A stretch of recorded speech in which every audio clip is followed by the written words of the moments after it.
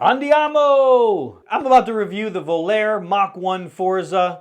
Stay tuned if you want to see it. So everyone knows Julian Arnold. You love him, you hate him. He's got a lot of energy. He andiamos all over the place. But this is his paddle line, and this is the official paddle partner of the PPA. So he's done really good with his relationships there. But let's talk about this Forza paddle, because I think it's a very well balanced paddle.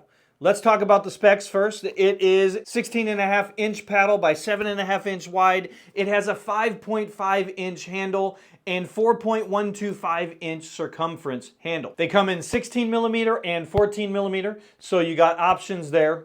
And they're a thermoformed unibody carbon face paddle, just like all the others. This T700 carbon face paddle. So typical thermoform design shape, very similar to the Yola, very similar to the double black diamond in shape. Obviously it has the polypropylene core and it feels really nice. One of the things they give you when you buy this paddle, you're gonna get a head cover, you're gonna get a nifty handy dandy paddle eraser, you're going to get a replacement grip and a replacement black band for this. So they give you a nice little gift box when you buy this puppy. This is about 7.9 ounces, so it's under 8 ounces, so you'll wanna add some lead tape if you like to play it over 8. It's got a swing weight of about 114, which is just mid-tier, and the spin is about 1941, which that is an upper tier paddle. So top 10 in spin and average on the swing weight.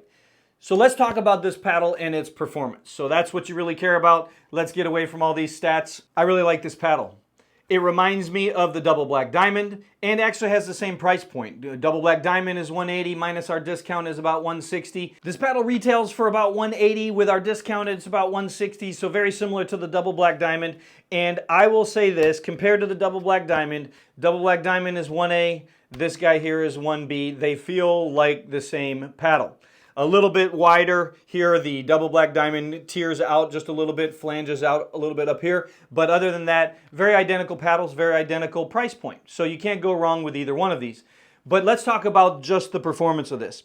This is an all-around paddle. I felt that the sweet spot is ginormous. I felt like you can hit anywhere around here on the edge and the ball is still gonna go where you want it to go. The feedback, even when you hit outside here, is not jarring. So you definitely know when you hit outside the sweet spot because you can feel the difference, but I didn't feel it was unpleasant in any way.